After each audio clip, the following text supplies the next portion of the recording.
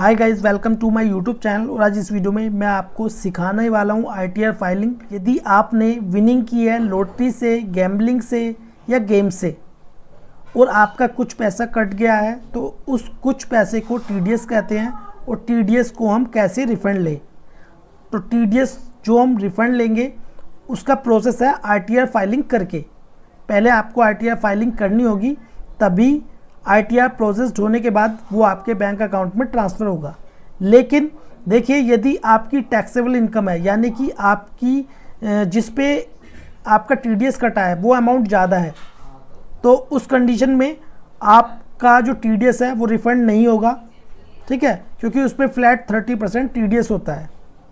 लेकिन आपको ITR filing करना मैंडेटरी है, कंपलसरी है, अदरवाइज़ आपके पास नॉन फाइलिंग का नोटिस आ जाएगा। तो ये वीडियो बहुत ज़्यादा इंपॉर्टेंट होने वाली है, बन रही इस वीडियो के साथ। और यदि अभी तक आपने मेरा यूट्यूब चैनल सब्सक्राइब नहीं किया है तो कर लीजिए, ऐसी बेनिफिशियल वीडियोस के लिए। हमारे एक्सपर्ट से ITR फाइलिंग कराना चाहते हैं तो दिए हुए नंबर पर कॉन्टैक्ट करें। तो दोस्तों चलते हैं और वीडियो को स्टार्ट करते हैं। अब हमारे पास है ये फॉर्म 26AS, ठीक है। ये है विंजो गेम्स प्राइवेट लिमिटेड, ठीक है। इतनी इनकम पर, यानी कि 1,60,576 की इनकम पर 48,173 रुपये TDS कटा है, ठीक है। तो हम इसके लिए ITR फाइलिंग करने वाले हैं। और देखिए, आपको एक बात और मैं यहाँ पर बताना चाहूँगा, आप बैक ईयर्स की ITR फाइलिंग तो करा सकते हैं, ठीक है, अपडेटेड रिटर्न में, लेकिन उसमें हम TDS क्लेम नहीं कर सकते। यानी कि आपकी जो बैक ईयर्स का TDS कटा है वो आप रिफ़ंड नहीं ले सकते। जो कि मुझे काफ़ी सारे लोगों ने पूछा था, क्या हम बैक ईयर्स की ITR फाइलिंग में अपना TDS रिफ़ंड ले सकते हैं? तो बिल्कुल भी नहीं, क्योंकि बैक ईयर्स की ITR फाइलिंग के लिए अपडेटेड रिटर्न फाइलिंग होती है और उसमें हम TDS को क्लेम नहीं कर सकते, चाहे आपका TDS कहीं से भी डिडक्ट हुआ है, ठीक है। तो दोस्तों चलते हैं, अब वीडियो को स्टार्ट करते हैं। अब देखिए, आपको सबसे पहले क्या करना है, अपनी ID को रजिस्टर्ड करना है। रजिस्टर्ड करने के ऊपर मैंने एक वीडियो पहले से ही बना रखी है, आप उसको देख सकते हैं। यूज़र ID पासवर्ड डालकर लॉगिन कर लेंगे। फिर आपके सामने फाइल नाउ का ऑप्शन आ रहा है यहाँ पर, क्या। यदि आपका यहाँ पर नहीं भी आता है तो आप ई फाइल में जाएंगे, फिर इनकम टैक्स रिटर्न, फिर फाइल इनकम टैक्स रिटर्न, इस पर क्लिक करेंगे तो भी आप अपनी ITR फाइलिंग का प्रोसेस स्टार्ट कर सकते हैं, ठीक है। तो हमारी कंडीशन में फाइल नाउ का ऑप्शन यहाँ पे पहले से ही आया हुआ है, तो फाइल नाउ पर क्लिक करेंगे। फिर उसके बाद सिलेक्ट असेसमेंट ईयर। देखिए, जिस असेसमेंट ईयर के लिए आप ITR फाइलिंग करना चाहते हैं तो वो यहाँ पर आप सिलेक्ट करेंगे, जो कि करंट असेसमेंट ईयर है 24-25, तो ये पहले से ही यहाँ पर सिलेक्ट है, ठीक है। और देखिए, मैंने पहले ही आपको बता दिया, जो बैक ईयर्स की ITR फाइलिंग होगी उसमें हम TDS क्लेम नहीं कर सकते।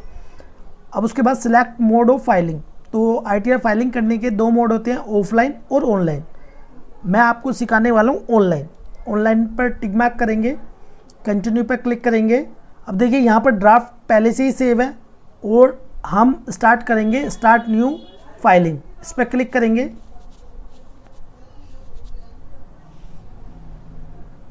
फिर उसके बाद यहाँ पर इंडिविजुअल ऑटोमेटिक ही सिलेक्ट हो जाएगा। फिर उसके बाद कंटिन्यू पर क्लिक करेंगे। फिर उसके बाद यहाँ पर सिलेक्ट करना है आपको अपने अकॉर्डिंग ITR फॉर्म। यदि आपकी इनकम है विनिंग फ्रॉम लॉटरी से, गेम से या गैम्बलिंग से, तो उसके लिए फाइल होती है ITR 2। यदि इसके अलावा भी आपकी कोई अदर इनकम है, सैलरी इनकम है, बिजनेस इनकम है, तो उसके लिए हम अलग ITR फॉर्म सिलेक्ट करते हैं। लेकिन यदि आपकी इनकम है विनिंग फ्रॉम गैम्बलिंग, गेम्स या लॉटरी से, तो आपको फाइल करनी है ITR 2। तो हम सिलेक्ट करेंगे ITR 2, फिर प्रोसीड विद ITR 2 पर क्लिक करेंगे। फिर उसके बाद लेट्स गेट स्टार्टेड पर क्लिक करेंगे।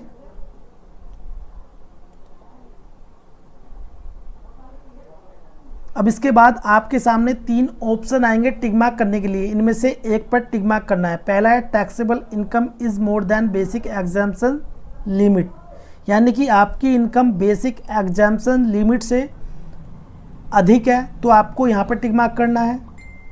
ठीक है। सेकंड वाले में आप इसको केयरफुली रीड कर सकते हैं, और यदि आपके केस में या कंडीशंस में है तो आपको इसे टिक मार्क कर देना है। और इसमें अदर भी ऑप्शन दिया गया है, ठीक है। हम यहाँ पर सिलेक्ट करेंगे अदर। अब इसके बाद कंटिन्यू पर क्लिक करेंगे। कंटिन्यू पर क्लिक करने के बाद पहला है जनरल, ठीक है। तो जनरल में आपको कुछ नहीं करना, ऑटोमेटिक ही यहाँ पर सिलेक्ट हो जाएगा। फिर उसके बाद इनकम पर जाएंगे, और इसमें जो भी आपकी इनकम है वो आपको यहाँ पर सिलेक्ट कर लेना है। तो देखिए यहाँ पर सैलरी इनकम ऑटो सिलेक्ट होकर आ रहा है, इसको हम अनटिक मार्क कर देंगे यहाँ पर।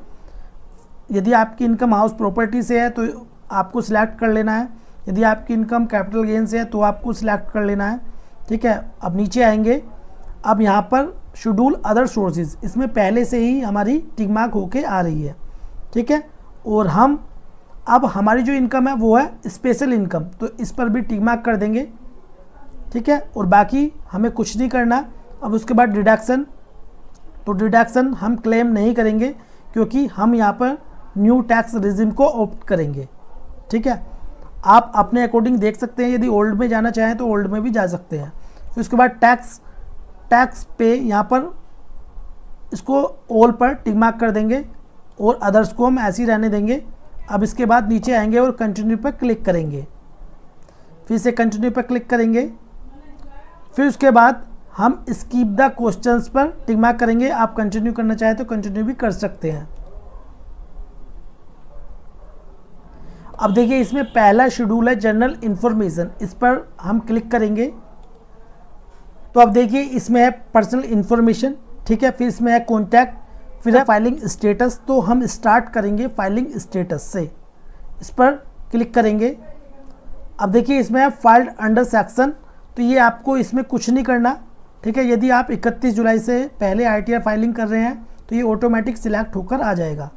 यदि आप बिलेटेड रिटर्न करेंगे तो भी ये ऑटोमेटिक आ जाता है, अदरवाइज इसमें आप सिलेक्ट कर सकते हैं। ये वाला ऑप्शन है, ये है न्यू रिजिम और ओल्ड रिजिम में जाने के लिए। तो देखिए असेसमेंट ये 24-25 में आपको न्यू रिजिम में जाना ही होगा। यदि आप नहीं जाना चाहते तो उसके लिए एक फॉर्म आपको फाइल करना होगा 10IEA, ठीक है। फिर आप ओल्ड रिजिम में जा सकते हैं, और फिर दोबारा आप न्यू रिजिम में नहीं जा सकते, ठीक है। यदि आपने 10IEA फॉर्म फाइल कर दिया तो आप अपने अकॉर्डिंग इसमें देख सकते हैं आपको न्यू रिजिम में जाना है या ओल्ड रिजिम में। फिर नीचे आएंगे, नीचे आने के बाद रेसिडेंटल स्टेटस इन इंडिया, तो यदि आप रेसिडेंट है तो रेसिडेंट सिलेक्ट करेंगे, नॉन रेसिडेंट है तो नॉन रेसिडेंट, तो यहाँ पर सिलेक्ट करेंगे हम रेसिडेंट। फिर उसके बाद इसमें पहला वाला ऑप्शन यहाँ पर चूज़ करेंगे, you were in India for 182 days or more during the previous year. फिर नीचे आएंगे, अब इस वाले ऑप्शन को भी नो कर देंगे हम। फिर उसके बाद इसको भी नो कर देंगे। नीचे आएंगे, यदि आप किसी कंपनी में डायरेक्टर हैं तो आपको यहाँ पर डिटेल फिल करनी है। फ़िलहाल हमारी कंडीशन में नहीं है तो इसको नो कर देंगे। फिर उसके बाद इसे भी नो कर देंगे। फिर सेव पर क्लिक करेंगे। फिर उसके बाद इसमें है बैंक डिटेल्स, तो इसमें हमें कुछ नहीं करना, कन्फर्म पर क्लिक करेंगे। फिर उसके बाद हम जाएंगे schedule income from other sources, इस पर क्लिक करेंगे। अब उसके बाद देखिए हम ऐड करेंगे इनकम को, यहाँ पर income chargeable at special rate, तो ऐड डिटेल्स पर क्लिक करेंगे। क्लिक करने के बाद नेचर ऑफ इनकम, अब देखिए इसमें है winning from lotteries, crosswords, puzzles, race, card games, ETC, ठीक है, 115 BB। और नीचे है winning by way of winning from online games chargeable under section 115 BBJ, ठीक है। सारे सेक्शन इसमें दिए गए हैं, आप अपने अकॉर्डिंग चेक कर लेंगे, ठीक है। फिर उसके बाद हम इसमें इनकम डाल देंगे। हमारी इनकम कितनी है? हमारी इनकम है 1,60,576 रुपये, ठीक है, हमने इसमें डाल दिया। अब उसके बाद ऐड पर क्लिक करेंगे।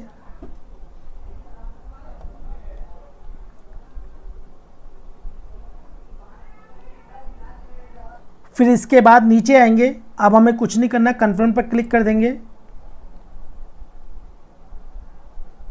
अब नीचे आएंगे, नीचे आने के बाद शेड्यूल CYLA इस पर क्लिक करेंगे, फिर कन्फर्म पर क्लिक करेंगे, फिर उसके बाद नीचे आएंगे और शेड्यूल BFLA इस पर क्लिक करेंगे, फिर उसके बाद नीचे आएंगे और कंप्यूट सेट ऑफ पर क्लिक करेंगे, फिर से कंटिन्यू पर क्लिक करेंगे, फिर उसके बाद नीचे आएंगे शेड्यूल CFL इस पर क्लिक करेंगे, फिर नीचे आएंगे कंप्यूट सेट ऑफ पर क्लिक करेंगे, फिर उसके बाद शेड्यूल स्पेशल इनकम इस पर क्लिक करेंगे, शेड्यूल पर,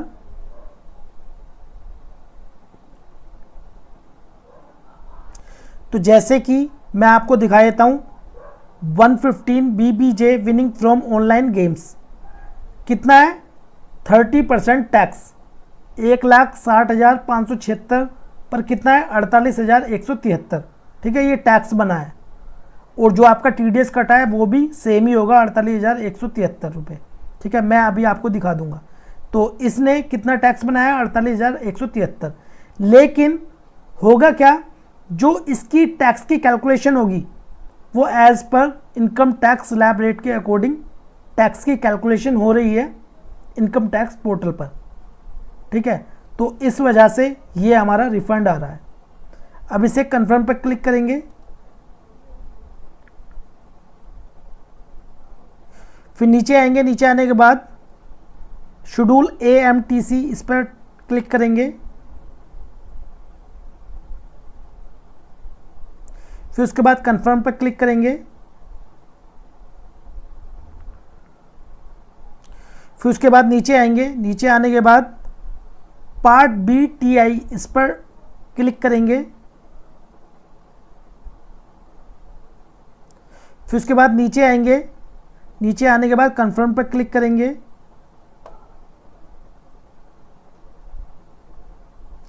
फिर उसके बाद नीचे आएंगे और टैक्स पेड, जो टैक्स पेड होता है इसमें हमारा TDS होता है, इस पर क्लिक करेंगे,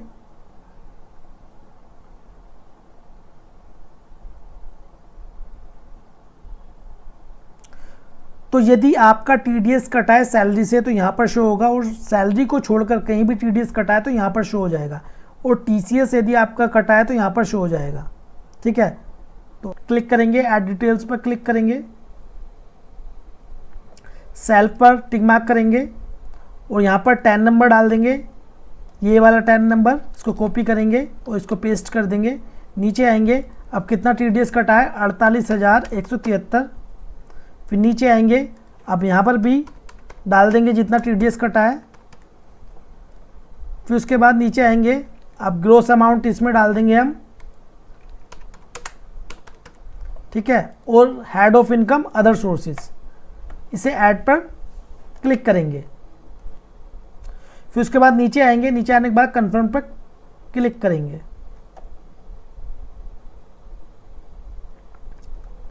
फिर उसके बाद नीचे आएंगे, अब पार्ट BTTI इस पर क्लिक करेंगे।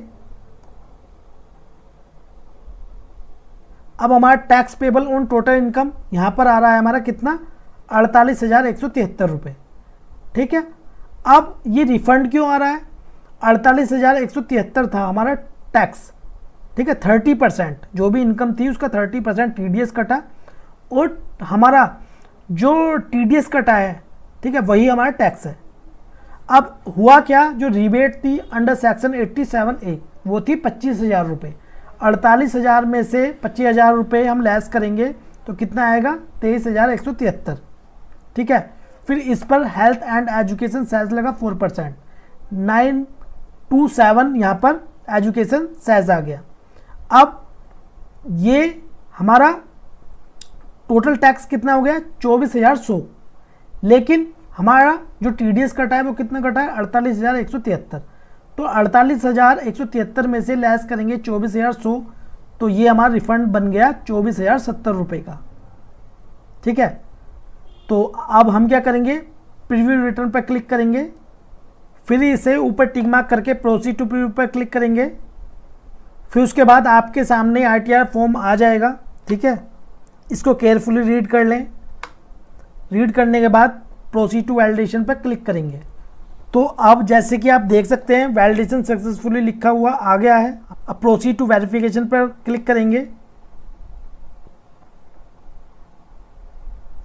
अब उसके बाद देखिए यहाँ पर तो आपके सामने 3 ऑप्शन आएंगे। पहला है ई वेरीफाई नाउ, आप आधार OTP से अपनी ITR को ई वेरीफाइड कर सकते हैं। दूसरा है ई वेरीफाई लेटर, यानी कि सबमिट अभी हो जाएगी और आप ई वेरीफाई कर सकते हैं 30 दिन तक। फिर उसके बाद है वेरीफाई वी ITR वी, यानी कि आप अपनी ITR को सबमिट तो कर सकते हैं लेकिन आपको स्पीड पोस्ट से इनकम टैक्स डिपार्टमेंट में, ठीक है, आपको भेजना होगा। तो आपका सबसे आसान जो है वो है ITR ई वेरीफाई नाउ, ठीक है। अब इसे कंटिन्यू पर क्लिक करेंगे। फिर उसके बाद इसमें देखिए और भी ऑप्शन है।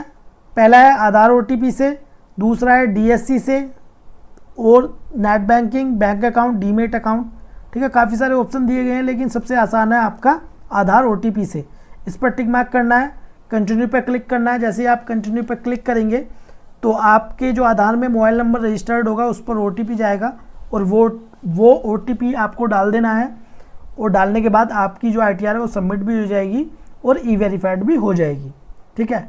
और आपको ई वेरीफाइड जरूर करनी है। यदि आपकी ई वेरीफाइड रह जाएगी तो आपकी ITR इनवैलिड हो जाएगी, यानी कि आपने ITR फाइलिंग की ही नहीं है। इसका मतलब ये है इनवैलिड का मतलब, ठीक है।